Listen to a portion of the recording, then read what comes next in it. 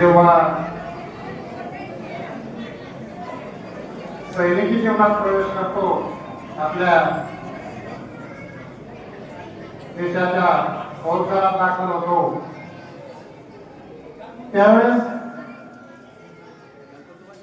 तो एकटाच फक्त काही त्या सैन्य दलात दाखल झालेला नसतो.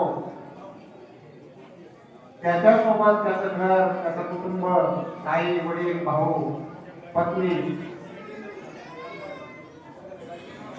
नोकरी म्हटल्यानंतर आपल्या देशात एक अत्यंत आनंदाची अशी घटना आहे. पण आपण आजही बघतो, बरेच मुलं तयारी करतात. ज्यावेळेस एखादा मुलगा फौजी होतो किंवा नेतृमान म्हणून त्याला निवडलं जातं, त्यावेळेस आनंदासोबत एक प्रकारची काळजी सुद्धा त्या घरावर पडलेली असते.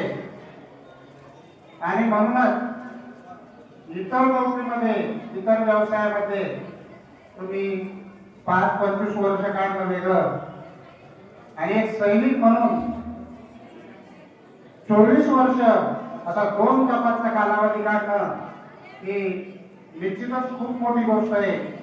आणि आपल्या गावातून असे सैनिक आहेत, या गोष्टीचा आपल्याला अभिमान करायला पाहिजे, गर्व वाटला पाहिजे. आणि त्या आपल्याला जो अभिमान मिळाला, जी आनंदानुभूती मिळाली, त्याचाच उत्तरदायित्व म्हणून आपण हा नागरी सत्कार तिथे आयोजित केलेला आहे. मी परत एकदा चिंचे खालच्या मान्यवरांना विनंती करतो की त्यांनी इथं सभा मंडपात यायचंय.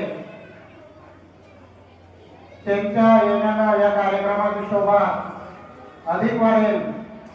कारण गावातली सर्वात हुशार मंडळी जी असते ती चिंचे खालीच असते. अशा हुशार मान्यवरांची या व्यासपीठाच्या भोवती नितांत करत आहे. मी दिनभाऊ वेगळे आणि इतर जे आहेत